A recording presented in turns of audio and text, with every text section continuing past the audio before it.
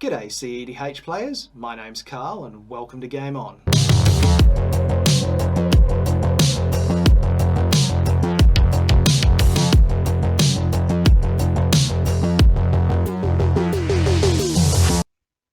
Here we are for after chat of the game, which we've got Strix playing Yuriko, Ira playing Sythis, myself playing Chulane, and LV playing Araumi. It ended up with Yuriko taking the win, and I think I'll start off by saying Strix is playing a lot of the new ninjas that are coming out in Neon Dynasty, so he's just play testing.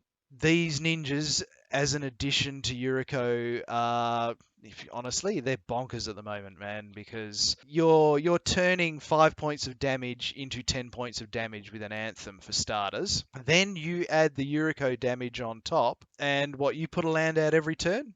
Yeah, every single turn, yeah. So that's what, turn 1, 2, 3, I'm 4, constantly 5, 6, discarding down to 7, down to 8. 7. So 7. So that was turn 7. I believe so, yeah. Turn 7. Yeah, you've won that mightily. There was really nothing that anyone could do unless they had a toxic deluge or a way to get a toxic deluge to stop your board state. And I drew an think, Agadeems. So if you guys toxic deluge, I had this in my hand since turn 2. oof, Anytime there was a deluge, they there were would be coming a back. full board. Well, Yeah. you say that, but If it resolved. while Yeah. you looked at my hand tricks, Yes, you there was a nose did ring. actually miss. So I did have a win if I top decked it because of Lavinia, because I could use my one coloured source, being Glimmer Void, to culling the weak Araumi, and if I had tainted, I could unearth Thassa's Oracle and use the remaining mana to taint it off Right, that one okay. coloured. Yeah, There you go. but we just didn't get there. That wouldn't have unfortunately. worked, would it? Because Lavinia says you can't cast spells greater than. I have 2 lands exactly. Oh, yep. Okay. Okay. So before we start, I'd just like to start off this little discussion with there was 2 factors that really influenced the win here.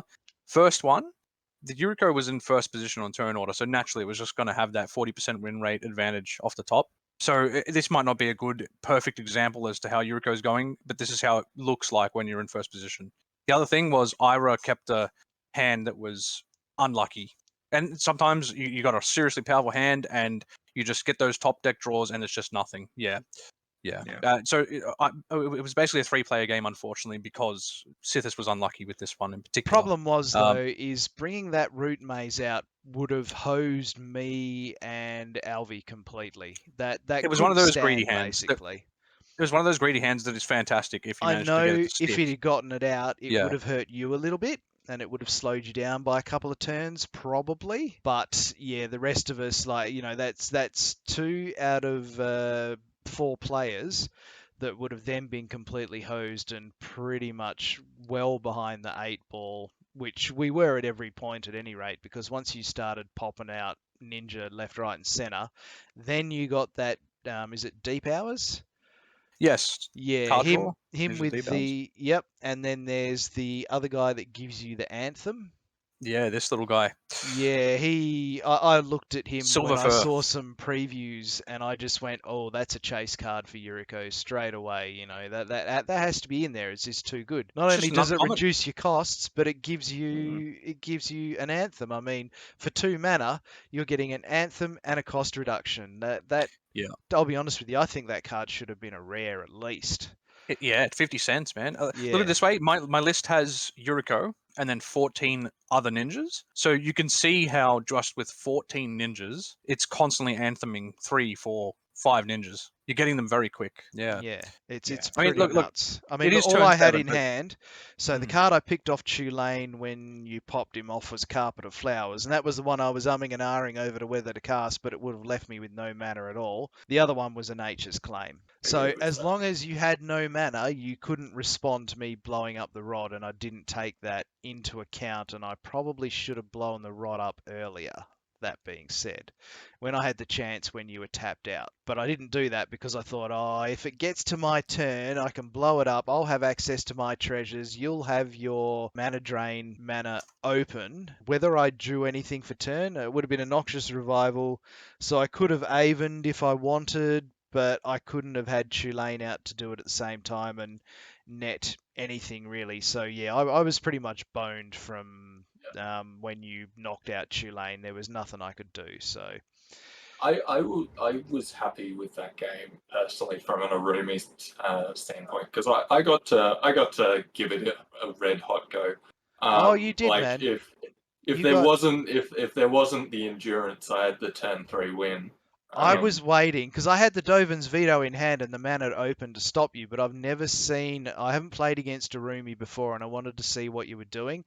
I was going to stop your Entomb type spell, but I thought I might have to do a bit of priority bullying here and see if I can get someone else to take that slack and save my Dovin's Veto for something else, which I think I used on you, didn't I, Strix? Yeah, the Brainstorm. Yeah, I mean, it's damned if you do, damned if you don't. You know, Yeah. I mean, you got to understand. Everyone just looks at Yuriko as, oh, burn damage, but the reality is, Nah, it's it's still drawing a changed. lot of cards. It's a It's lot of card advantage too. it's changed up big time, Like, man. I'm surprised. Yuriko was tough enough as it was, but I reckon I'm seeing at least a 20, maybe 30% improvement here. it's a Your buff. your It's a buff. ability to just close out the game from the critter damage gives it another avenue that it only had 50% of in the past, because that Yeah, anthem just I'd agree with that. blows it out big time.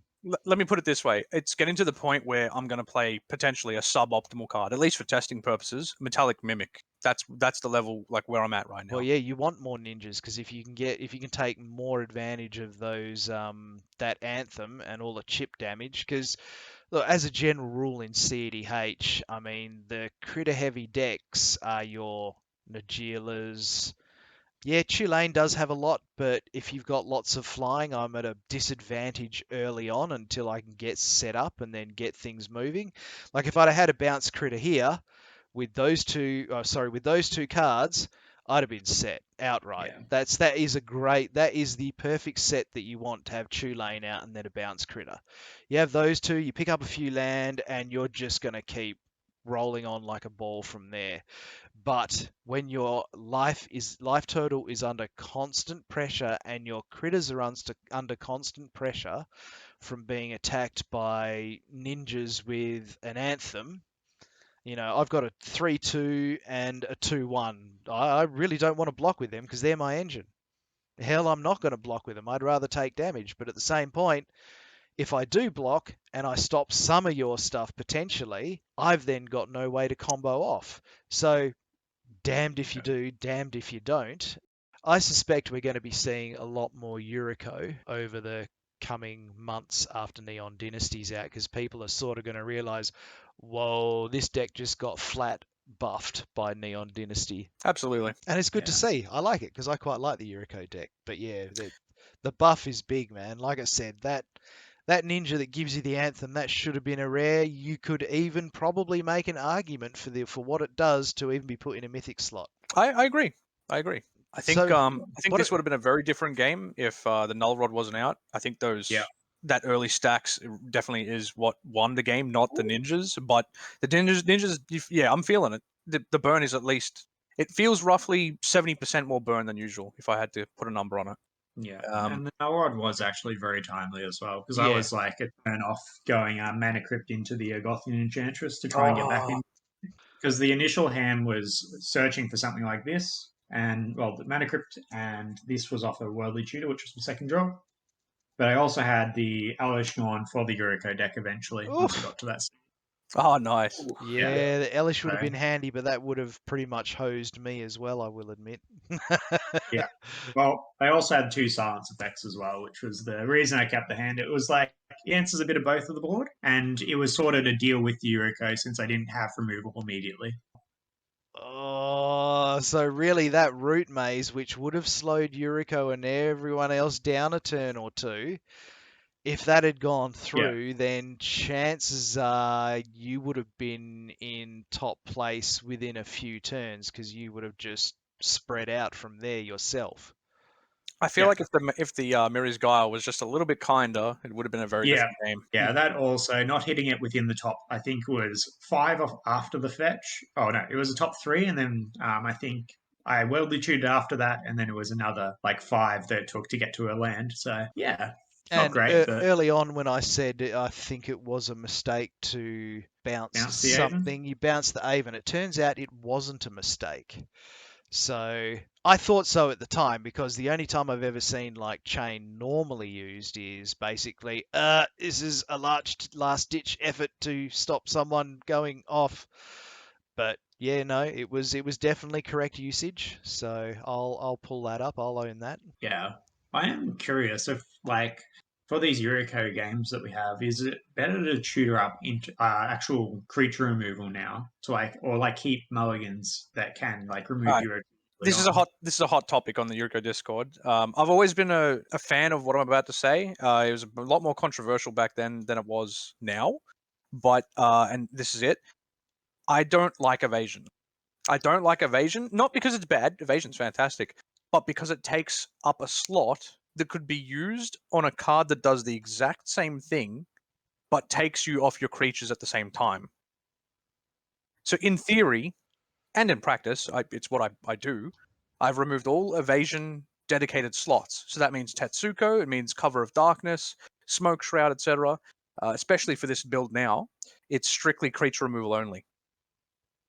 So it's just it looks like a ninja deck. It's not. It's actually a interaction creature removal deck. Yeah. I think with the new stuff coming out, that's definitely the way to go. But then the question would be, have you done it? Were you doing that before all the new ninjas came I was. out? I All right, was. I've so always yeah. been a proponent of that, but it was controversial back then, and the majority did not do that, which is potentially the right way to go. Run the Cover of Darkness and such. But I find everything matters these days. Right? Look at everyone's board states. Every creature here matters, and so taking them off them slows their win cons down as well, which also buys time, which translates into more burn. So in other In theory. words, then, if you're playing in a deck that has black and you're up against Yuriko, you probably want to at least be trying to mull for a Toxic Deluge in your opening hand to try and slow you down on about turn 3 or 4 by just nuking everything. Yeah, look, the way to beat Yuriko hasn't changed. It's to race it. The problem with Yuriko, outside of like a Thoracle or a Doomsday, even within Thoracle and Doomsday, mainly Doomsday, but to race it by mulliganing aggressively for that early Thoracle. Mulliganing aggressively for an early combo. A fast deck is always Yuriko's threat. Like, I looked at the table, and outside of the Araumi, there wasn't anything particularly fast. Consistently fast, at least as fast as I was Norse going and to say, stuff. because Chulane can Yeah. do it on about turn 4. Yeah, but we're talking turn 2 here with Yeah. Norse, and that's slow. I think outside of that, like, I have to read the room. Like, obviously, I'm going to tutor for this sort of stuff if I can, if I do need to respect the Godo or the Norse, for example. But outside of that, I mean, you got to assess the situation. Like, greeting sometimes results 2 wins. Yeah. Like what happened with the Null Rod there, for example. It allowed me to get an ninja out earlier, but I did it at extreme risk. I know that Ira and yourself, Manners, are fantastic players, and I expected you to have interaction to respect the Norse deck at the table. And so, being first player straight after the Norse deck, I greeted and got an extra ninja out because of it. Yeah. Despite having the Null Rod. I think a lot of people will think that game, it was about an hour in length, but it didn't seem that long. And I know it was turn 7, but the turns seemed to go quite quick because basically it would go round, we're all looking at you, and then you just go, right, who's open to blat?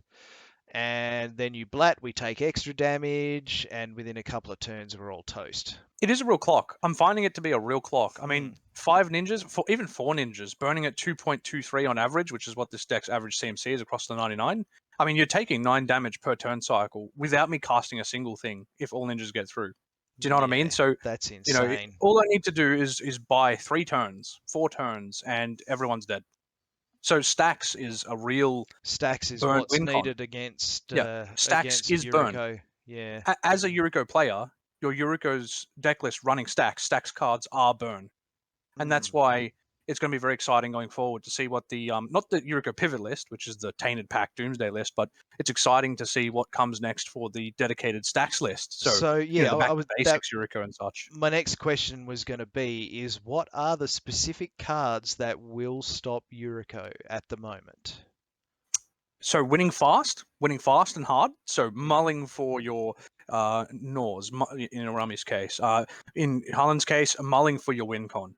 Same with Sythis. Don't worry about interacting. That's a waste of time. Yuriko's a cockroach and it always comes back. You go hard for your own win con. Be selfish, greed, and that's honestly what the Yuriko has trouble with. You might fail the first time, but the other two are players there will go other cards out there? I don't know. Just as an example, say that Torporov, stop the which Yuriko? stops ETBs. What cards can people use that can potentially stop Yuriko, a creature type deck with its shenanigans, doing what it does? Is there anything Okay, out so there like a null, not a null rod, sorry, I cursed mean, totem or dress whatever? down can pause it. yeah. So a couple of things you've got to be aware of. The build, and this is what is the interesting part of running so much creature removal. Anything that keeps it as a creature is not a problem at all. There's like 15 slots in this that can remove the Yuriko that has become a Kenrith transformation, or it's got blanked, like it got stolen by Gilded Drake. It's quite literally a waste and a trap using a Gilded Drake on it. It slows it down by a turn or two at most. So Gilded Drake has the potential because it grabs Yuriko for potentially a turn cycle. If people can help with protection on after the fact, then basically not having Yuriko is what's going to hurt you the most. Sort of. Not having Yuriko just buys me, it buys you like a turn or two before it gets interaction to get it back, or Yeah. to remove it from the field so you can get it out again as Yep. Yuriko herself. Do you run a homeward And path in Yuriko? no need. So Yuriko Okay. is very color starved. It Yeah. hates to run colorless lands in general. That's why we don't run Mana Crypt or Soul Rig, to be Because you're honest, in running, general. what, 26 lands in that deck, if I remember rightly? 28 if you 28, include okay. the MDFCs. Ah, Yeah. okay, yeah. So 26 lands is how many you would be looking at target-wise for Mox Diamond, Yep. which I don't run at the moment. Fantastic card for getting out your like 2-turn 1 like enablers, because now there's 4 1-drop ninjas, so it's nice for getting double Yuriko triggers for turn 2, but outside But of then if that, you I think turn it off with a null problem. rod because everyone else has got That's treasure the and you thing. have to slow Yeah. them down, then you're screwed. So I 26 found that targets is just not good. with an early version of Chulane I had is when I had null rod in there and I had artifact mana. If I used that artifact mana, but I saw people getting other advantages that were better than what I was getting, I'd drop a null rod. But then I'm like, okay, I'm basically doing nothing until I draw into land now.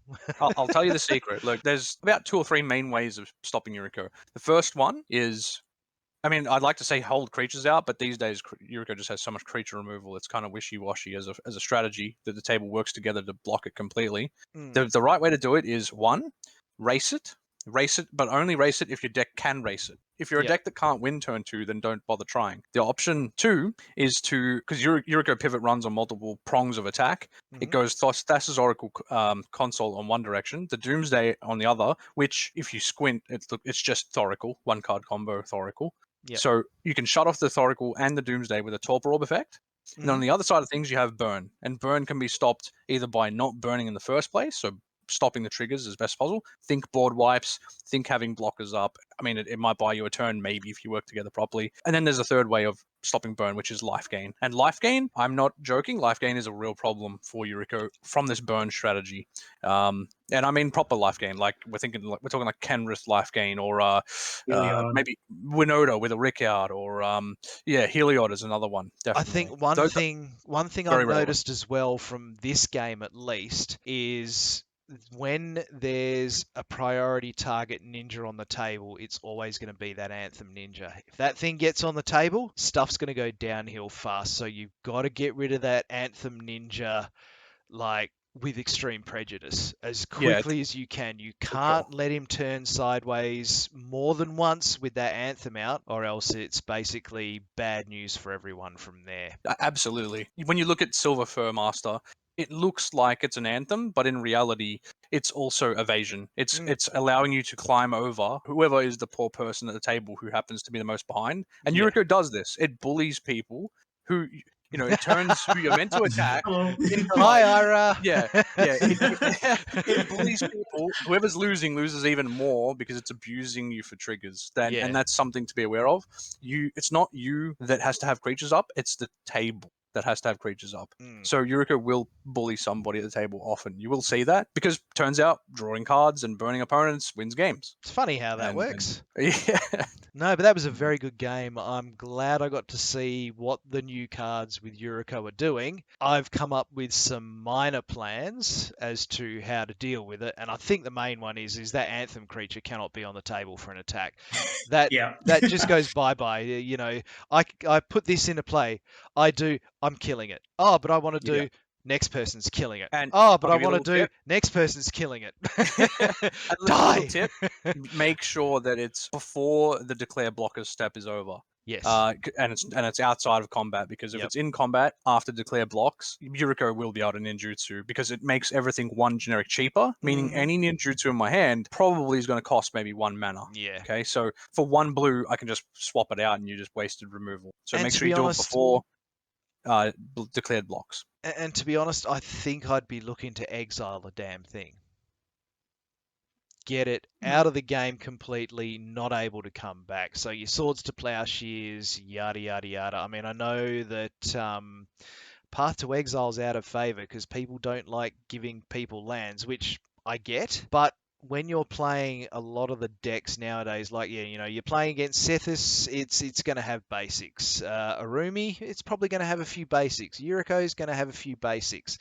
I've got 3 basics in Chulane, but if I'm playing Kenny and someone paths to exile something of mine, I'm going to whiff on that land drop because there ain't no basics. And even with a lot of 3-color decks, I see they have a bare minimum, and some of them I've even seen have no basic lands at all. They're all special lands that give you access to everything and do other things. So I'm sort of wondering if stuff like Path to Exile, that extra cheap removal that hasn't been being used for reasons, is going to sort of come back in flavor because Yuriko and the extra ninjas are giving it such a boost. I think that is a very good point into the meta's become more stacksy with collector roofs running around a lot. So faster decks are going to have to start running at least 1 or 2 wipes, which they had been cutting back on.